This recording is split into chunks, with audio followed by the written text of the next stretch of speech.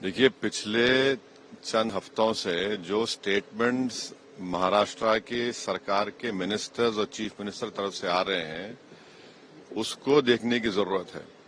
और सबसे बड़ा प्रोवोकेशन तो वो सत्ता में है, गवर्नमेंट में है, और गवर्नमेंट प्रोवोकेटिव स्टेटमेंट्स दे रही है।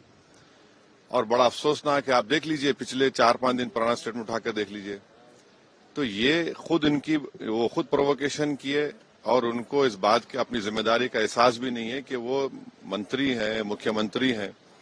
और दूसरी बात यह है कि आपने कई तस्वीर किसी बादशाह के बनाकर जलाए पूरे महाराष्ट्र में, कोई रिएक्शन नहीं हुआ, तो आपको तकलीफ हो गई। तो आपने क्या किया कि कुरान की जो आयतें हैं, जो वर्सेस हैं कुरान के, जो एक कपड़े पर लिखी जाती हैं, उसको आपने जलाया।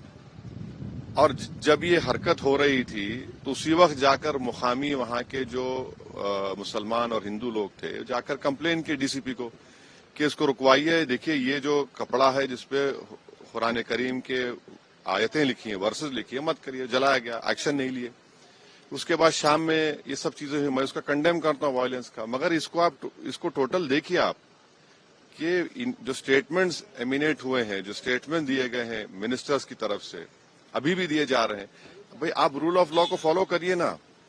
आप तो भारत के संविधान पर आपने ओथ लिया है, तो आप कैसे प्रोवोकेटिव स्टेटमेंट्स क्यों दे रहे हैं आप?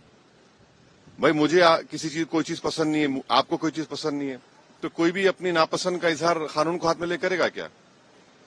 ये देखने की जरूरत है। तो ये बहुत गलत हो रहा है। सरकार की जिम्मेदारी है, ये सरकार की गलती है, इंटेलिजेंस की फेलियर है।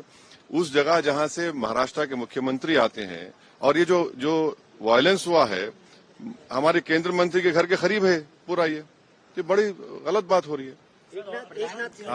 अब हो गया। फडणवीस साहब ने कहा है कि ये बहुत रिग्रेटेबल है, बहुत दुख की बात है कि स्टेट एक्सचेकर से औरंगजेब के कब्र की देखभाल करनी पड़ती है। आप सत्ता में हैं, आपके जो आइडियोलॉजी है उसको बाजू रखिए। आपकी आइडियोलॉजी होने चाहिए भारत का कॉन्स्टिट्यूशन और रूल ऑफ लॉ को अपहोल्ड करना। 6 दिसंबर 1992 को क्या हुआ, और उसके बाद सुप्रीम कोर्ट ने उसको एग्रीगियस एक्ट कहा है। तो आप देख लीजिए, हुकूमत आपकी है, मंत्री आप हैं, रूल ऑफ लॉ आपको फॉलो करना है, और आपको कॉन्स्टिट्यूशन के लिहाज से अपनी हुकूमत चलाना है।